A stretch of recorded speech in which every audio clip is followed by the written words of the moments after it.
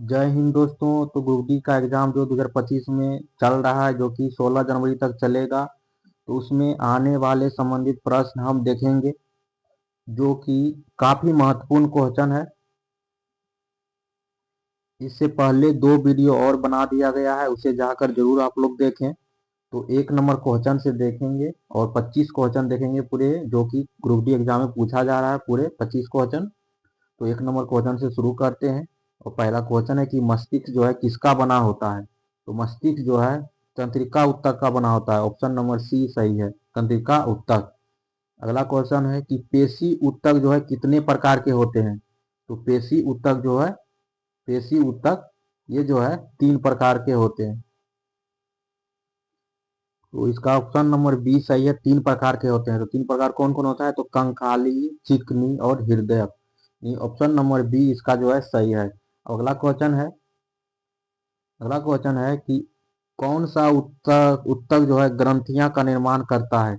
कौन सा ऊतक जो है ग्रंथियां का निर्माण करता है। इसका सही आंसर है उपकला ऊतक जो है ग्रंथियां का निर्माण करता है, उपकला ऊतक। ऑप्शन नंबर डी इसका जो है सही है। अगला क्वेश्चन है कि जब HCl को NaHCO3 के साथ अभिक्रिया करता है तो कौन सी गैस निकलती है।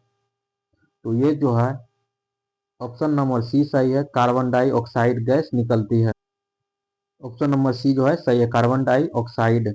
अगला क्वेश्चन है, यदि प्रणोद स्थिर है और क्षेत्रफल कम किया जाए तो दाब में क्या परिवर्तन होगा।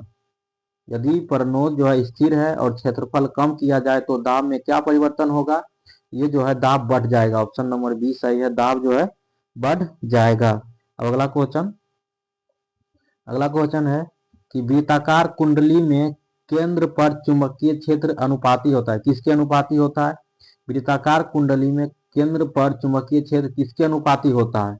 ये जो है धारा के अनुपाती होता है। ऑप्शन नंबर बी सही है, धारा के। अगला क्वेश्चन है कि निम्नलिखित में से कौन सा जीव जो है द्विखंडन द्वारा प्रजनन करता है।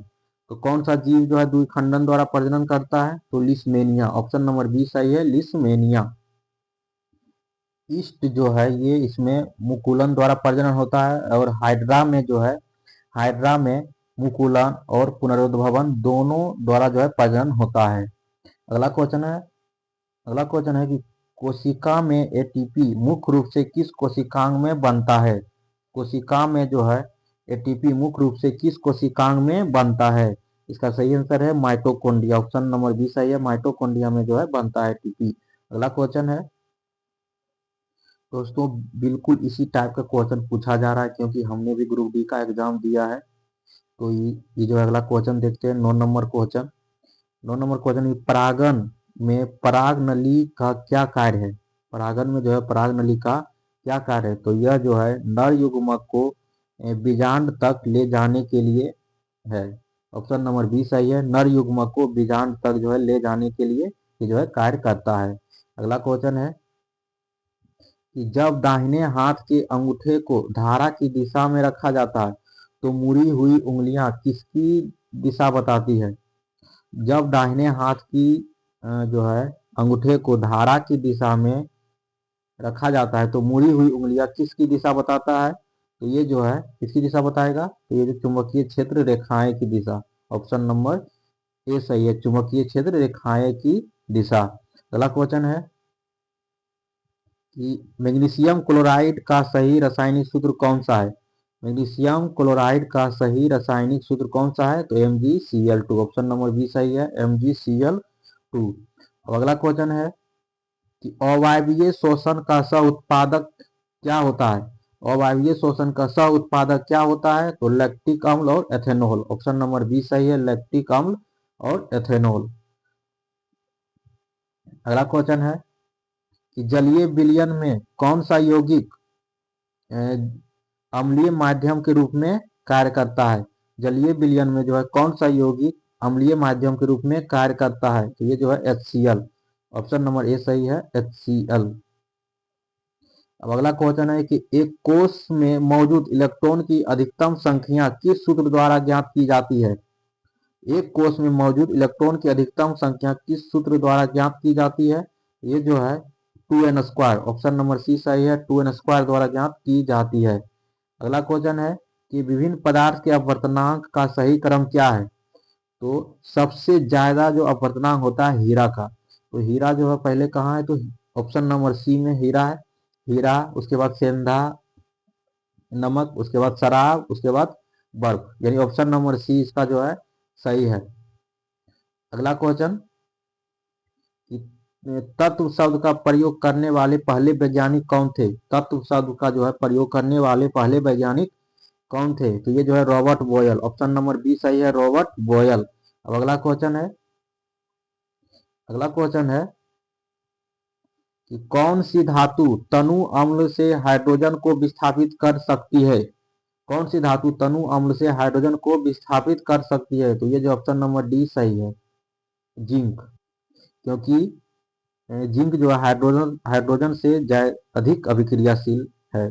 अगला क्वेश्चन है, इसमें मिलान करना है, तो बताना है इसमें बताना है कि सोडियम क्लोराइड का कार्य क्या है। तो सोडियम क्लोराइड का जो है इसमें ए का हो जाएगा 3, यानी अचार में परीक्षक के रूप में जो है सोडियम क्लोराइड का उपयोग करते हैं। दूसरा है कि बैंकिंग सोडा, तो बैंकिंग सोडा का उपयोग कहाँ करते हैं, तो अग्निशामक यंत्रों में प्रयुक्त करते हैं। कहाँ पे करते हैं, अग्निशामक यंत्रों में। और तीसरा है कि ब्लीचिंग पाउडर, तो ब्लीचिंग पाउडर का उपयोग कहाँ करते हैं, तो कपास और कागज के विरंजन में करते हैं, कपास और कागज के विरंजन में। और वॉशिंग सोडा का उपयोग कहाँ करते हैं, ये जो है पानी की अस्थायी कठोरता को दूर करने में करते हैं, पानी की अस्थायी कठोरता को दूर करने में। यानी इसका सही आंसर हो जाएगा एक का तीन, ऑप्शन नंबर बी जो है सही हो जाएगा, एक का 3, 2 का बी और सी का 1, डी का 4।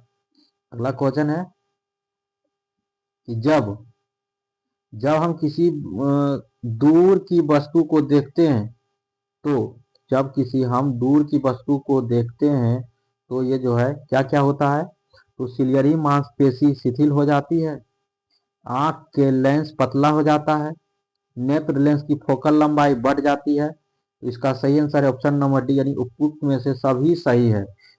क्या क्या होता है, तो सिलियरी मांसपेशी शिथिल हो जाती है जब हम किसी दूर वस्तु को देखते हैं, तो आंख के लेंस पतला हो जाता है और नेत्र लेंस की फोकल लंबाई जो है बढ़ जाती है।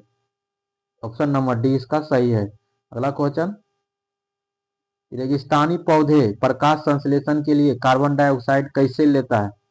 रेगिस्तानी पौधे जो है प्रकाश संश्लेषण के लिए कार्बन डाइऑक्साइड कैसे लेता है, तो 20 का सही आंसर हो जाएगा, रात में लेता है। कब, रात में। अगला क्वेश्चन है कि धोवन सोडा का उपयोग इनमें से किस यौगिक के निर्माण में किया जाता है। तो धोवन सोडा का उपयोग किस यौगिक के निर्माण में किया जाता है, तो बोरेक्स, ऑप्शन नंबर डी सही है, बोरेक्स के रूप में करते हैं। अगला क्वेश्चन है कि शरीर में ऑक्सीजन युक्त रक्त जो है पंप कौन करता है।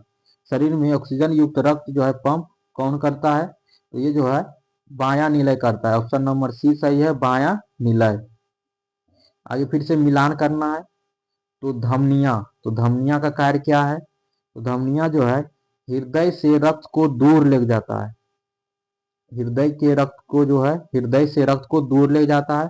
और शीरा का कार्य क्या है, तो शीरा जो है रक्त को हृदय की ओर ले जाता है, हृदय की ओर लाता है। और कोशिकाएं का क्या कार्य है, तो ये जो है गैसों और पोषक तत्वों का आदान प्रदान करना।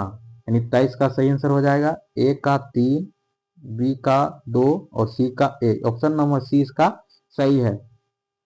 अगला क्वेश्चन है, गुरुत्वाकर्षण का सार्वत्रिक नियम किस पर लागू होता है।